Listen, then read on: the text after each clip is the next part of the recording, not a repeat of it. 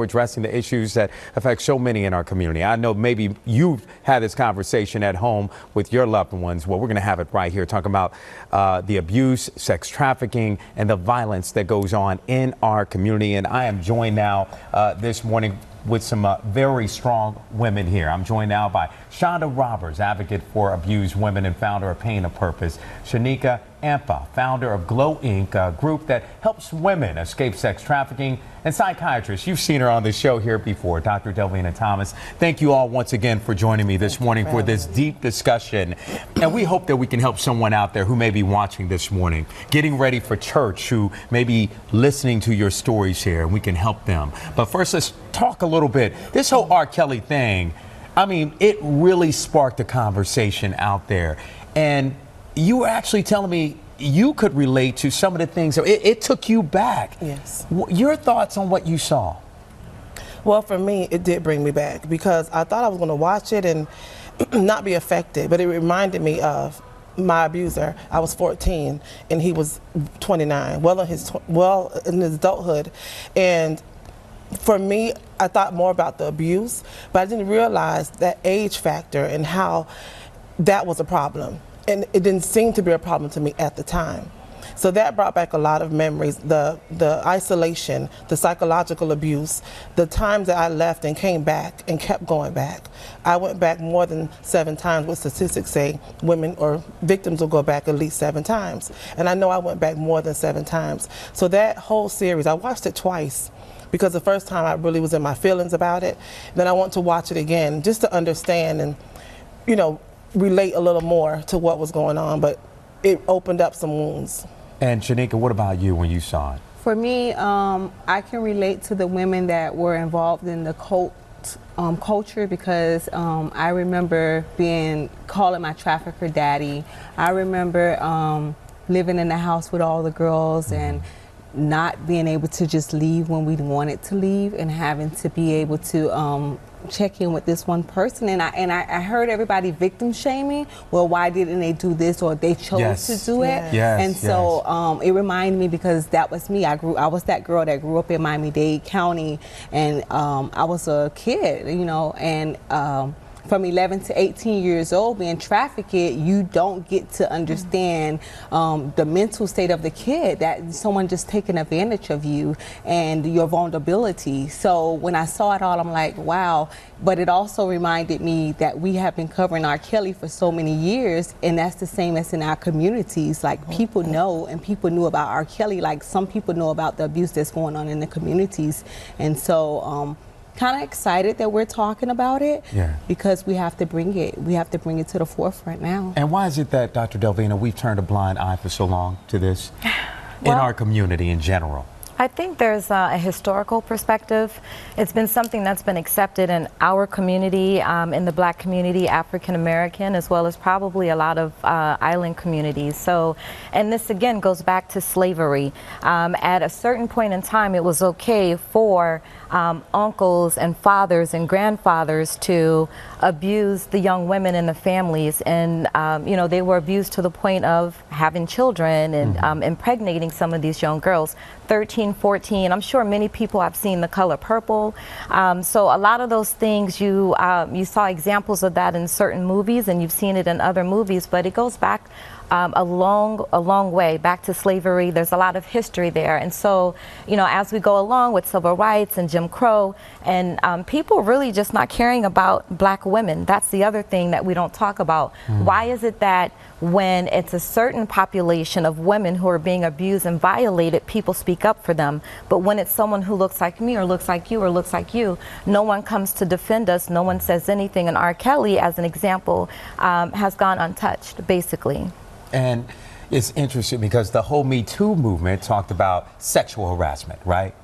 But as soon as you start talking about domestic violence and abuse, it's all of a sudden quiet. Hush. Hush. And I was looking at a New York Times article, and this is from last year, and it talks about Me Too movement has transformed culture in many ways, expanding beyond sexual assault and harassment to become a transcendent force for empowering women. But then what about domestic abuse? What about violence and everything else unless there's a celebrity involved. Right, yeah. Right. And they're kind of two separate things. So the Me Too movement was about sexual harassment mostly in the workplace, right? And so now that we have this domestic violence, this has been going on for years. There's more animal and pet shelters than we have domestic violence shelters. Yes. So, and that just amazes me because, as you said, you gave those statistics. A lot of women are either being physically, sexually, emotionally, verbally, or abused online. So they're being stalked. People are using GPS to locate these women and to stalk them. So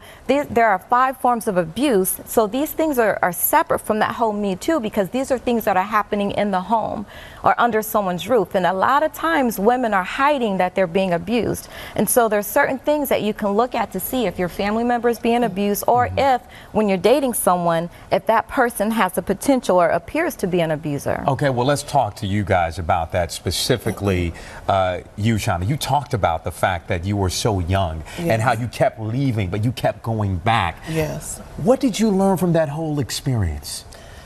Wow. What I learned from it was that he was very controlling.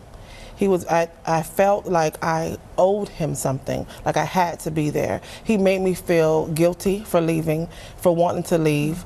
And when I did leave, he was so remorseful. He would cry all the time. I need you to come back. I can't do this without you. And a lot of times that's why I went back. I felt like I had to save him. I didn't want to know what was going on, so I would go back so that we can live this happy life again. And that took a toll until the abuse got worse.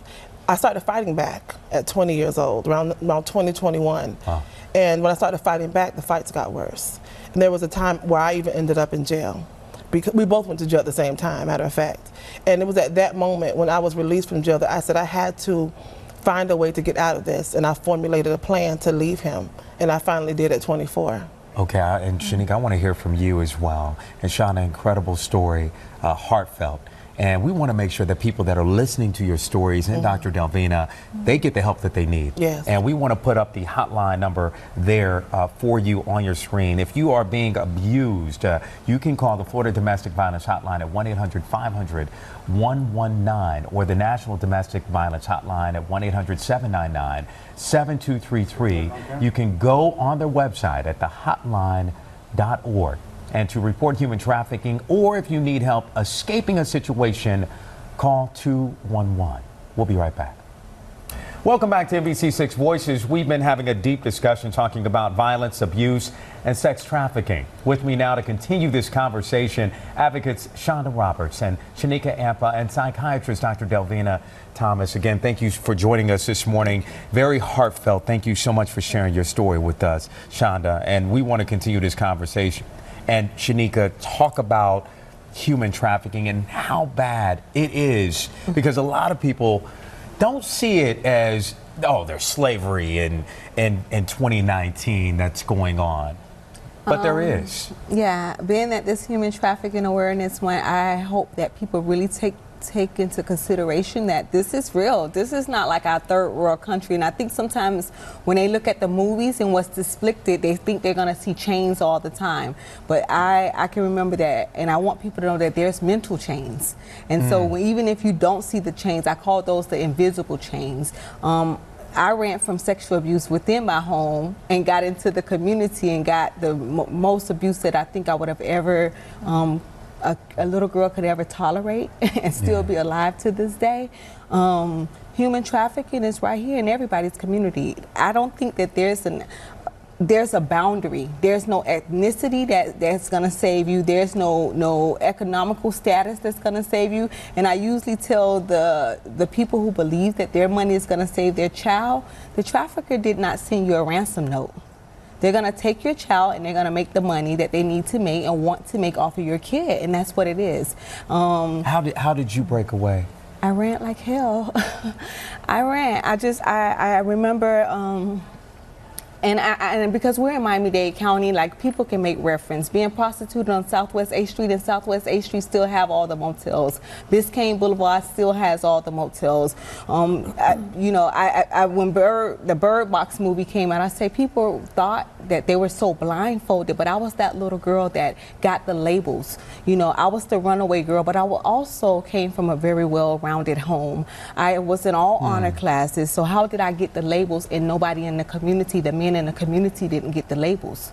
I wore those labels. And so when we talk about branding and that the trafficker is branding our children, may that be just with a tattoo, I want people to know in the communities, but you're labeling the children. You're labeling the child as the runaway, the girl who's this, or the gay kid. The labels that's being placed on the kids allows them to be sold and be more vulnerable, and they get the attention of the traffickers. They're running away from abused homes. They're running away from the trauma that's within the household. I tell people, where do we go back? My whole community, I grew up in the city of South Miami. Everybody in the community, I don't believe that there's one age bracket that did not know that something was going on with me. I was pregnant at 14, so all the young girls were told not to talk to me and not to be my friend.